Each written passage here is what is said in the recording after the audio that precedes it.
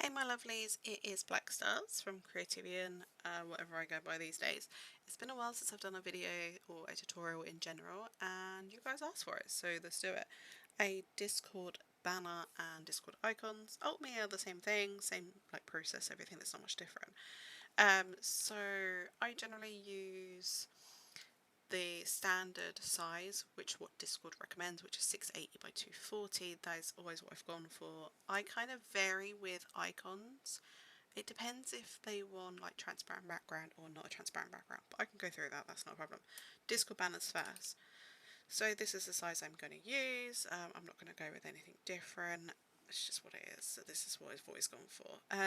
Find some PNGs or whatever you like that you want to use for your base. I've been literally like crazy with stuff on here lately, like I still need to sort through all my folders, but basically like find a texture that you want or whatever you want to use. Let's just go through mine. There's a lot that I don't use these days, which is funny really. Yeah, we'll just use one of anyone, doesn't matter, obviously what you want to do if you do, so it's not a problem. Resize it to your sizing. I'm gonna go like that. I'm gonna, obviously you can add PNGs, you can add all sorts of what you want to it, add text, add GIFs, you can do whatever you like, that's not a problem. I'm just going to use a random download pack, the PNG pack, just so I had it handy. But let's do two, so we're going to grab this one and we'll grab that one. And you basically just want to drag it over. This is the exact same process in Photopea as well. I will do a separate Photopea one as well, but it's kind of generally the same rule of thumb. There's not much difference, so if I'm rambling, I am sorry. It's been a while. I'm just going to stagger it like that. I mean, obviously you don't have to do two. It's completely up to you how you want to do it. Like I say, I'm just giving you ideas. Object PNGs or PNG objects are going to be your heaven sent. These have literally been everything I've used over the years and what I've been, I mean this one's from last year, but I kind of gone into colour matches, as you can see now, all colour range, but basically they will really help you with aesthetics or things like that to make things more like creative in that sense. So yeah, just chuck things on and see how they work, but I tend to go by colours and overlays and stuff like that, just so I know what works, and obviously my own ones that I've made. So yeah, just grab whatever you want, whatever you think will work. Obviously I'm just going to do a Jenna Ortega one as just an edit, not like anything themed, so it's not going to be like Wednesday themed or anything. And you can literally just slap these anywhere. I know that sounds really bad, but you can. They kind of work. It just depends on what you're looking for, what you're trying to achieve. But yeah, I mean lately it's been very antique looks I've been doing, but each their own really. But you don't have to stick with colour schemes. Obviously you're going to slap a PSD on this anyways, so I won't throw about it majorly. It's just what you want to play around with.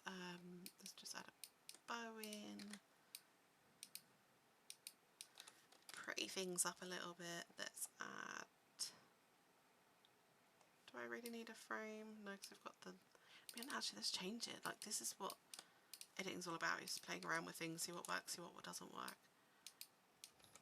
We're going to get rid of...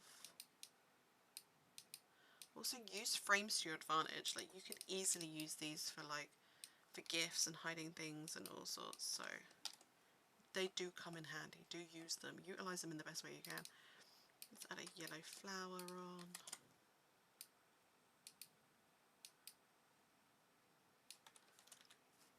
There's no right or wrong way to do this either. It's just that you just play around with it. Oh, keep doing that lately. Oops, sorry. That didn't even drag over. That's been happening too frequently as well lately. I don't know if it's just a new Photoshop update or what, but let's chuck this one in.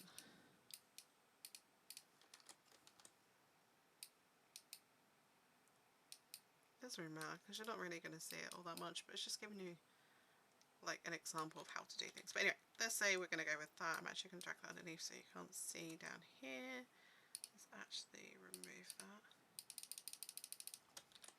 let's say you want to go with that, you then want to put your display name on. I'm just going to do black stars because it's easier. Hell, it's easier. Obviously, you need to be made aware that you're going to have an icon overlaying this, or your icon's going to be semi-overlaying. So if you've got text that's big, you might just need to be aware that you may not see all of it, or if it's too small, you're not going to see it as well. So again, it's going to be one of the things you're going to have to play around with until you find something that works, that doesn't work. Oh, that was way too high. 115? Nope. Oh, 95? There you go.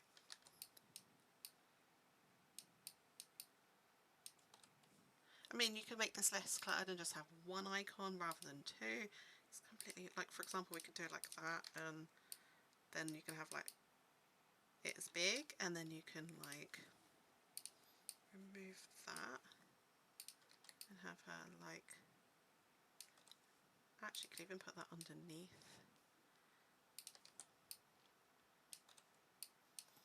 Just do it that way rather than having two, because it's just going to cram things up. Have we got anything pretty we can just shove in this?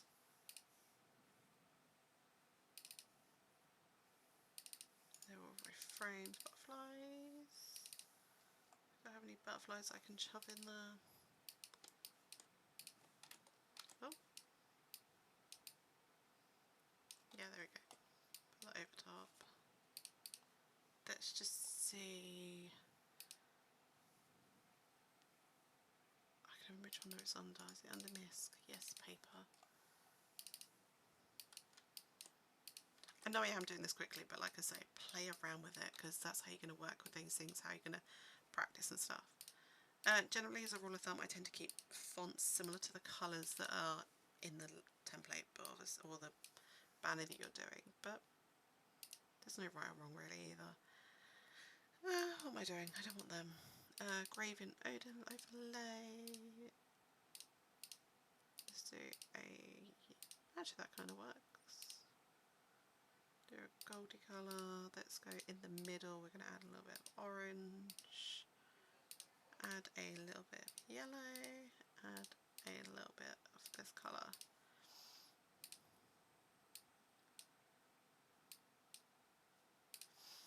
Then let's actually difference this back to this and overlay.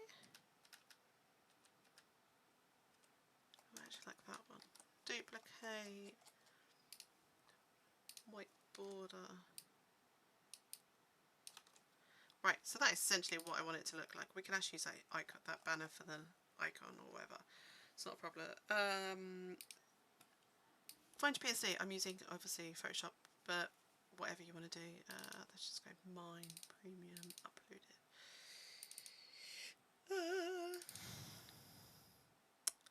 I don't know if this is going to work, but we'll find out. I'm just going to slap any PSD on it. Like, it might not work, it might work. Actually, that's not that bad. That kind of does work. Let me add a gradient map on.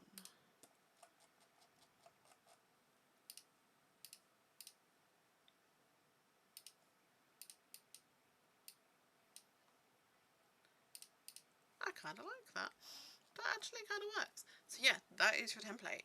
If you want to shove a GIF over it, obviously we need to work with timeline, which is a bit of a pain in the ass, I will say it, but it's what it is. Find the GIF that you're looking for. Do I even have any GIFs on here still? That could work at the moment. I have actually cut down a lot of my GIFs lately, because I'm just not using them as much as I used to.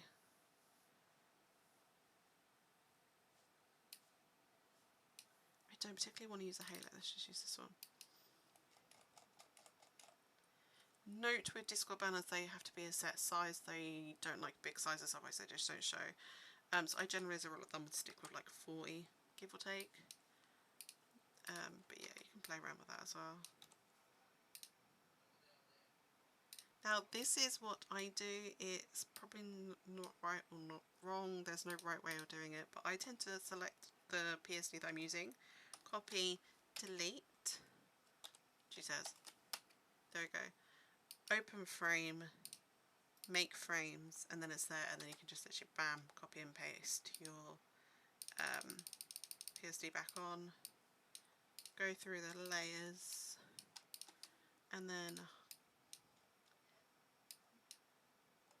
we don't want that one, but yeah, that's how I do it. Obviously there's whatever works for you, and that's with a GIF. Obviously you're not going to see it as well, but it's just to give you an example how you can add a GIF to it. I generally with GIFs tend to go export, wave, save for web, save it. But yeah, that's how I generally do it. If it's a PNG, then I'll just quick export it. Icons, like I say, it depends if you want a transparent one or not a transparent one. Let's say we're going transparent. I generally do 500 by 500. Sometimes I do 600, 600, 7, 7, 8, 8 kind of thing. The bigger you go, the more you're going to have to zoom in. But obviously, you can, if you want like more of a transparent background or more space, then obviously that works. Just a heads up, if you're doing GIFs though as an icon with transparent, I would suggest going through Photopea. For some reason, Photoshop just doesn't like transparent backgrounds. I've never been able to get the settings right, so I've always gone through Photopea. Again, I'll go through the Photopea version, it's not an issue. So if you're doing a transparent background, obviously add a new layer and just hide the background. Again, this is where your PNGs will come in handy for things like this, because then you can use a frame. You can use, there's all sorts you can go with. So let's go with the frame for now. I did not realise it was that small. Angle it if you want to angle it. Obviously, if you want to do a circle, you should like your boxes or whatever. But yeah, you can. Don't know why mine's so messed up. You can obviously do it however you want.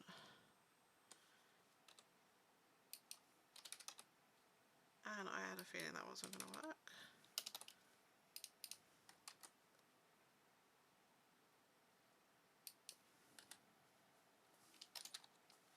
So if you're doing like a circle, then you can do that. The only reason I do it that way is because I can never grab the corners very well. With fancy ones, I've seen like a few different designs where you have like background colours, things like that. I generally just use PNGs now.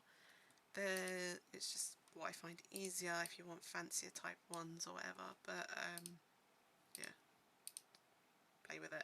If you want a gradient, use the gradient one or use a colour. Yeah, there's so many ways you can play with this now. Like, there's no right or wrong. Honestly, guys, just play with it. And I got rid of the colour that I wanted. Oh well, never mind. We'll just go for that for now, because we're gonna, if we mask it, then this thing's gonna change. So let's grab that layer, clipping mask, like that. The ones I do like, I have to admit, lately, let me just like group that. It's the ones that stick out of the like image. I don't know if people have been seeing them, but basically, oh, and to do that, I literally just press Control and then select on the pixels, and it will select the pixels. And then, I then remove her legs and some of her body, not all of it, but like I want her like semi-popping out of it. And then inverse, remove her legs.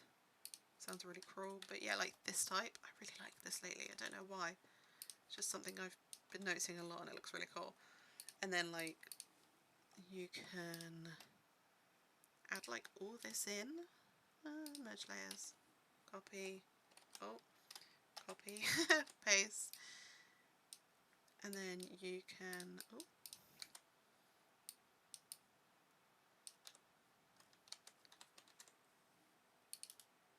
Then like lasso tool. I'm not doing this, like this is what I'd normally do, guys. I'm not really that fancy or like overly perfective anymore with how I do things. I'm just like, I would tend to do this. This is a lot of mash work, as I like to call it. But yeah, you can do stuff like that and then add your PSD on. Now with transparent templates, I would highly recommend that you mask the PSD, otherwise you're going to get like this gradient background. To do that, literally just right click, merge visible on the transparent background, press your Control and select, or you can literally right click and select pixels, and then grab this, or click on the PSD and then press mask, and it will then bam, Do the same with this one, just so that way when you save it, it's still transparent, but you don't have like the gradient map locked into the background.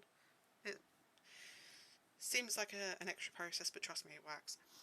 I got rid of that one anyway. But yeah, that's how I would do like a PNG if I wanted like that style. If I wanted like this style that I was going with, again, you can then add your background in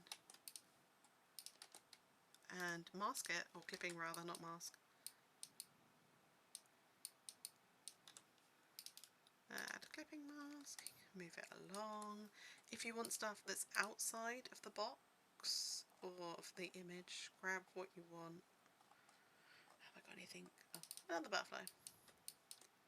Pop it on the outside.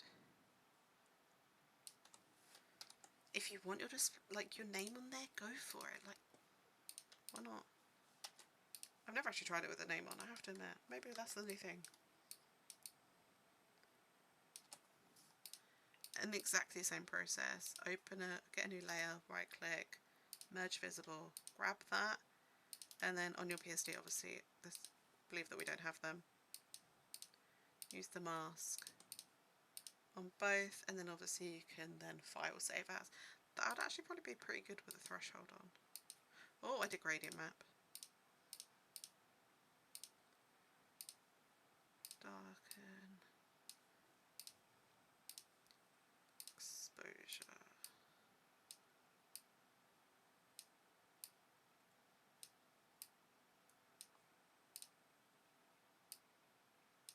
Mate, I prefer that a lot better.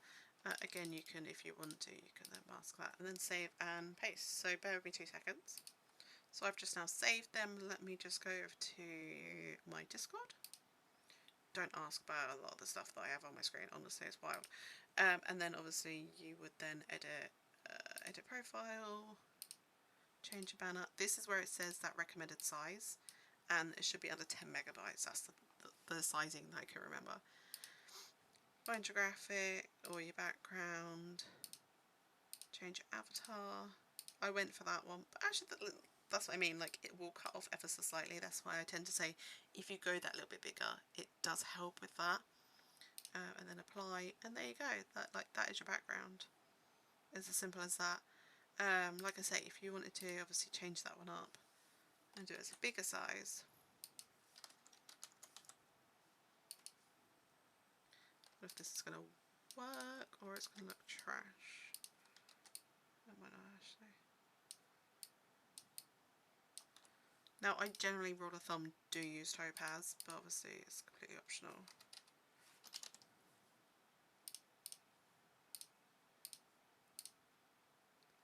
So this is what I mean by T3, so this is test 3, but the bigger size means that you can then zoom in without it cutting everything off, and you can like move things around so it looks more like that rather than how cramped you saw it. So I generally do tend to go for that bigger size than the smaller size, but yeah. I'm going to reset that because obviously I don't want to change it, but yeah, that is how you do templates on Photoshop. Pretty much the same process in Photopea, but I will do a separate version. But yeah, I hope that helps. If you have any questions, do let me know. Reach out via Discord, reach out via the YouTube, whatever. But yeah, thanks for watching.